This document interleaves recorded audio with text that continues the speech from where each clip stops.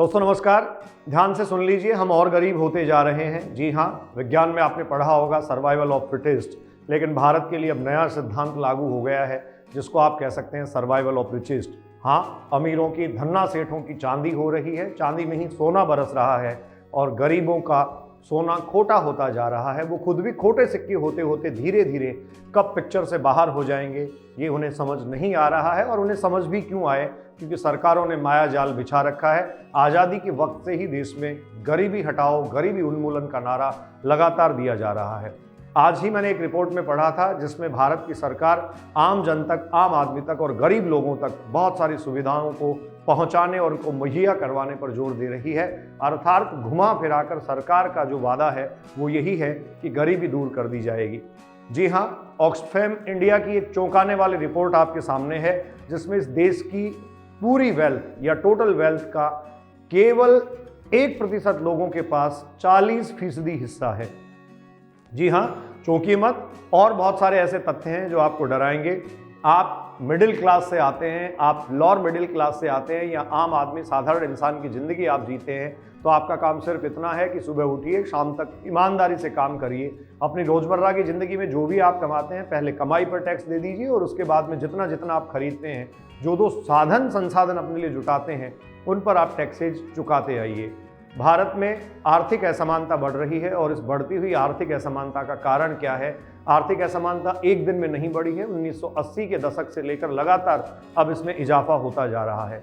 खैर, हमें खुश होना चाहिए कि हमारे देश में धन्ना सेठों की तादाद बढ़ रही है, बहुत सारे अमीर लोग बढ़ रहे हैं, तो फिर गरीबों की संख्या भी इतनी ज़्यादा क्यों बढ़ती जा रही है? क्या गरीबी इतनी भयावह होनी चाहिए? क्या गरीबी इतनी भयावह होनी चाहिए? मेरा सब उन बुद्धिजीवी लोगों से सवाल है, और विशेष तौर पर मेरे उन मित्रों से जो मुझे अर्थशास्त्र की परिभाषा और पाठ पढ़ाने की हिमाकत कभी कभार कर देते हैं।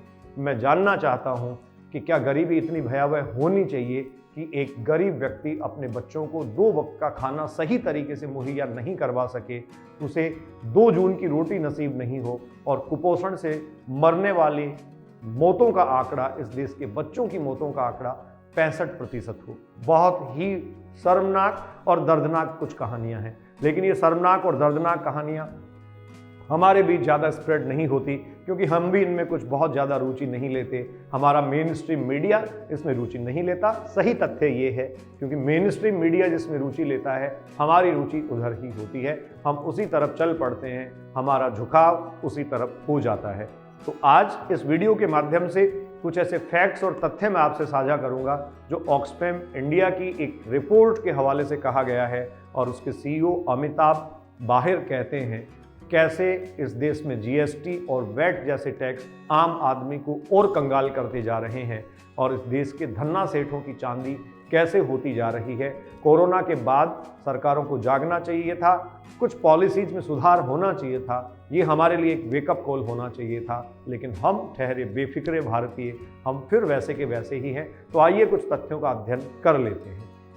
दोस्तों, ऑक्सफैम इंडिया की एक रिपोर्ट है जो सर्वाइवल और रिचेस्ट और किलर थ्योरी जो है उसको रिप्रेजेंट कर रही है, और आपको जानकर ताज्जुब होगा कि देश की केवल 1% लोगों के पास इस देश की 40% से अधिक संपदा है।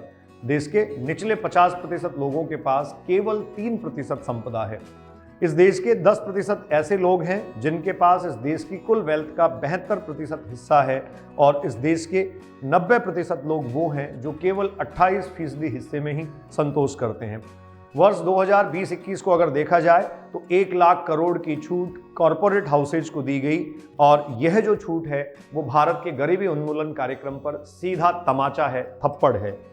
देश के जो टॉप 10% अमीर हैं, जीएसटी में उनका योगदान केवल 4% है, जबकि जीएसटी और वैट जैसे टैक्स चुकाते चुकाते हम मर रहे हैं। देश के सभी अरबपतियों की कुल संपत्ति का सिर्फ 2% अगर टैक्स में ला दिया जाए तो देश की सरकारों को 40,000 करोड़ रुपए ज़्यादा मिलेंगे, जो अगले 3 साल तक देश के कुपोषण को दूर करने में मददगार होंगे। टॉप 10 रिचेस्ट लोगों, अमीर लोगों पर अगर 5% टैक्स लगा दिया जाए तो 1,37,000 करोड़ रुपए ज़्यादा स्वास्थ्य व आयुर्वेद सेवाओं पर खर्च किए जा सकेंगे। और आपको जानकर ये भी ताज्जुब होगा कि स्वास्थ्य और आयुर्वेद सेवाओं के कुल बजट से ये कहीं ज़्यादा है। देश की आधी आबादी, जिसकी देश में कुल हिस्सेदारी अर्थात देश की संपत्ति में कुल हिस्सेदारी केवल 3% है, उसकी आमदनी वर्ष 2020 में काफ़ी गिरी है और 2020 से लगातार गिरती आ रही है। 2020 में आम आदमी की आमदनी 13% से कम हो गई है। 2022 में भी भारत कुपोषण से होने वाली मौतों के आंकड़ों के मामले में काफ़ी आगे है।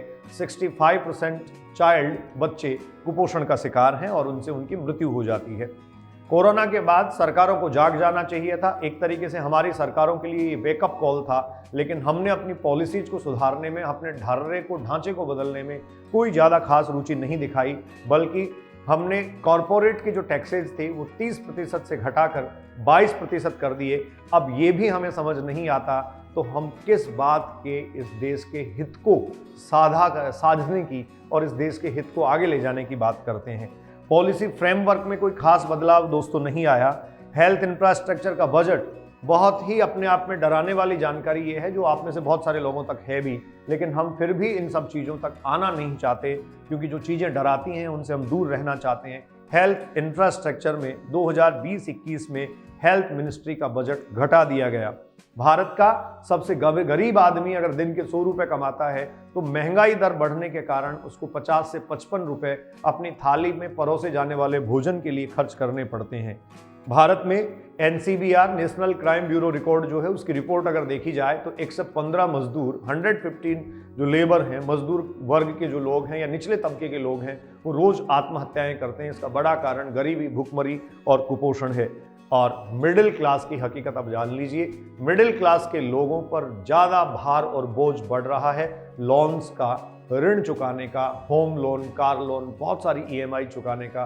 देश के करीब 25% लोग लोन चुकाने में लगे हुए हैं, जबकि कॉरपोरेट हाउसेज के लोन माफ़ किए जाते हैं, कम कर दिए जाते हैं, उनके रेपो रेट, इंटरेस्ट रेट कम कर दिए जाते हैं। महंगाई को काबू करने के लिए रिजर्व बैंक जब रेपो रेट बढ़ाता है तो उसका सीधा असर कहीं ना कहीं लोअर मिडिल क्लास और मिडिल क्लास पर आता है।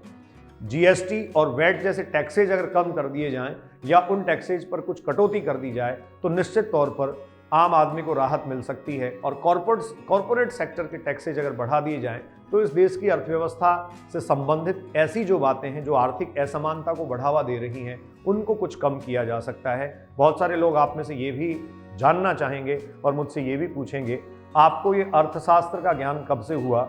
मुझे अर्थशास्त्र का कोई खास ज्ञान नहीं है, लेकिन बहुत सारे आंकड़ों को पढ़कर अपनी तार्किक क्षमता से, अपनी समझ से, उनको समझने के बाद आम आदमी तक कुछ जागरूक करवाए जाने वाली बातें या आम आदमी को जागरूक कर देने वाली कुछ बातों को पहुंचाए जाने का पूरा अधिकार है। मैं MM बलडोदिया अभिव्यक्ति के माध्यम से आपसे मुखातिब हो रहा था। आप अमीर हैं तो निश्चिंत रहिए, लेकिन अगर आप गरीब हैं तो आप और गरीब होने वाले हैं। इन्हीं आर्थिक विषमताओं और असमानताओं का शिकार होने वाले हैं। व्यक्तिगत रूप से मेरी एक सलाह है, खूब काम करिए, खूब मेहनत करिए, जी जान लगाकर दिन रात काम करिए। रोज सुबह उठिए, अपनी रोजमर्रा की जिंदगी जी लीजिए, हाड़ तोड़ मेहनत कर लीजिए और फिर देश की सरकार को अच्छा टैक्स चुका दीजिए। भारत जिंदाबाद के नारे लगाइए, खुशहाली जरूर आएगी। बहुत बहुत धन्यवाद। नमस्कार।